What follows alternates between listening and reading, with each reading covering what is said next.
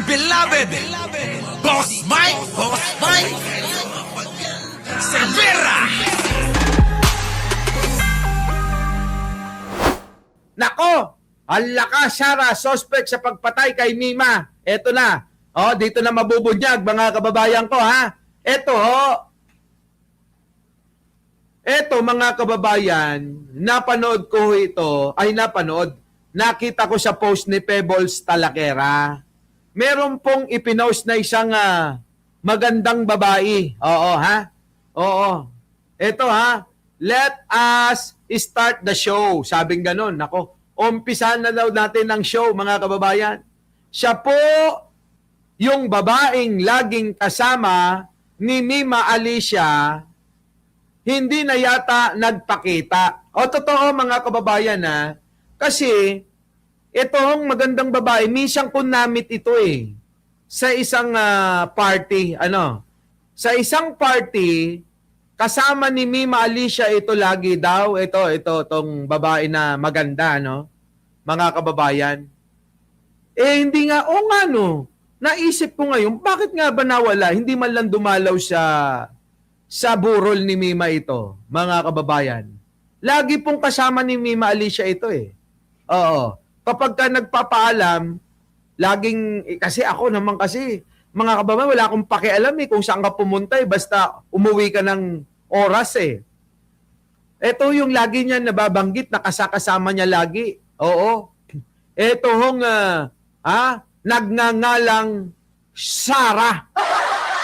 Sara na naman, mga kababayan, Baka alam nyo, eto, sabi nga ni Meme Pebbles, siya po yung babaeng laging kasama ni Mima Alicia, hindi na yata nagpakita. Baka alam nyo kung nasaan daw, sabi ni Pebbles Talakera. She is from Florida Blanca, Pampanga. Siya yung sinasabing Sara. Ay, grabe, mga kababayan, sino kaya ito? Ako naman kasi, akala ko tropa lang, tropa lang. Pero bakit ngayon hinahanap ni Meme Pebbles? Tandaan nyo, si Pebbles Cunanan ay anak-anakan niya si Mima Alicia. Na mukhang lahat ng mga ginagawa ni Mima Alicia ay sinasabi kay Meme Pebbles. Kay Pebbles Talakera, mga kababayan. Nako! I think lahat ng suspects iniba yung pangalan. Hindi kasama ba ito sa 7 na nahuli? Sir General Nartati, sir, kasama po ba ito si itong nagngangalang Sara na naman? Kasama po ba ito sa inyong mga hinuli? Na sabi di umano, Marites Musni, sabi ay dapat daw isama ito, sabi ni Meme Pebbles, na imbestigahan o dapat isama sa pagiging suspect. Kasi kung lagi niyang kasama, ang tanong, dapat nagpakita sa burol ito. Kasi nakita ko na ito isang beses sa isang birthday party ng kaibigan na nandoon ako, nando si Sangkay, nando si Attorney DJ Jimenez, at marami pang iba. Nandun din si Biyahin ni Koyo, at marami pang ibang mga kaibigan. Nakita ko to, pinakilala ni Mima. Pinakilala. Alam nyo naman ang mata ko kahit maganda, kapag may iniibig na, lahat sa akin pangit na. Oo. Maganda naman. Oo, no. Uulitin ko, pinakilala nga ni Mima. Nagpamura pa nga ito sa akin kung hindi ako nagkakamali. Nanonood daw lagi. Sara. Hindi ko nga alam na Sara ang pangalan nito Hindi ko alam. Sara. Oo, nananawagan tayo. Kung nasaan ka man, baka makapagbigay ka ng linaw sa pagkasawi, ni Mima Alicia. O kung wala ka namang kinalaman, abay pumunta ka sa PNP at ikaw ay magpaliwanag, di ba? Oo, Maring Gina. Oh, pinakilala. Sabi nga Boss Mike, pakimura nga yung asawa ko. Sabi gano'n siyempre, di, alam nyo naman yung mga fans. Sabi niya, Boss Mike, nanonood ako sa iyo. Oo.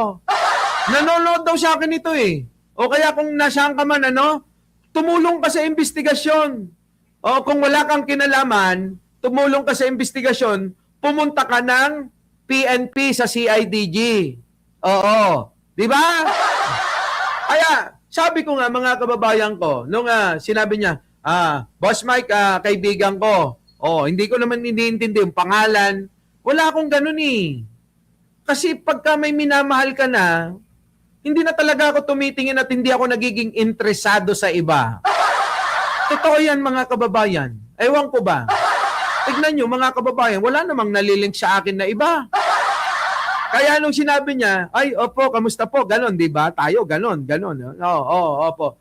Boss Mike, pwede bang pamura? Pamura yung asawa ko. O kaya sabi ko, putang ina nung asawa nito. Pinababayaan mo rito, gabing-gabi na. Ganon. Ewan ko hindi ko na, basta parang ganon yung sinabi ko. Putang ina nung asawa nito. Gabing-gabi na, pinapabayaan mo pa rito. Nagpa-shoutout nagpamura Di ba mga kababayan?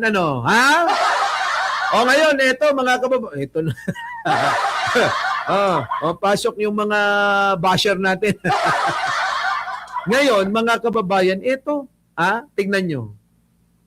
Nasaan kaya ito? Ito ba mga kababayan alam mo yan, John Bear, pag nakita mo ako, Ito ba mga kababayan may alam? Kasi kung ito, walang alam, baka kahit papano dinalaw niya, di ba? Kasi maraming mga hindi naman nakasama ng matagal si Mima Alicia, pero dumalaw sila. Pero ito, bago mapaslang si Mima Alicia, itong babae na ito, na nagngangalang Sara, ang siyang laging kasama. Nakita ko lang, naalala ko lang, nung naipost ni Pebbles Talakera. Mga kababayan, o sa mga kinaukulan, kasama ba ito sa inyong inimbestigahan? Kung hindi, tawagan nyo si Pebbles Talakera pinost niya, yung mga picture, netong magandang babae na ito. Di ba no? Sigurado pagka nakita nyo ito, baka iuwi nyo. Di ba? Sabi ni Angelito Tala, may maiaambag yan sa investigasyon. Nga, madam. Madam, boss, amo, Sara. Opo, baka naman baka may nalalaman kayo pumunta ko kayo ng kapulisan para matuldukan at matapos na itong investigasyon para kay Mima Alicia. Kung nawawala yung Sara yan, baka naman nadi-DS rent. Nako! Malamang, galing, naisip ni Lori Wayland yon, mga kababayan. Siyang ka pa. Di ba, no? Grabe, baho daw hininga po. Baka may utang din yan kay Mima. Kunyari, walang alam. Yan si Lustay sa mga suspect sa pagpatay kay basta na lang umalis. Nga no, mga kababayan Maria Palma. Laka. Nako!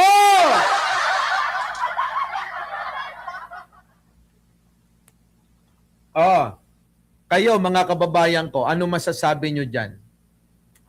Ano masasabi nyo?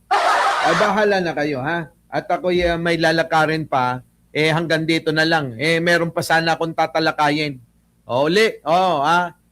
Boss, madam, amo Sara, baka naman makatulong ho kayo sa investigasyon para po matuldukan na ang ginagawang pag-iimbestiga sa pagkamatay ni Mima Alicia. Magkipag-ugnayan na po kayo. Opo, sana wala ho kayong alam din sa pagkamatay ni Mima dahil bigla ho kayong nawala Anyways, mga kababayan, hanggang dito na lang. Magpahinga na tayo, babalik tayo mamaya. meron lang tayong lalakarin kaya maaga tayo nag-live. Opo, ha? Muli, ako po ang inyong lingkod. Mike Cervera po, laging nagsasabing, mahalin natin ang ating kapwa, pagdasal po natin lagi ang ating bansa. Maraming salamat po. Our beloved Boss Mike, Boss Mike.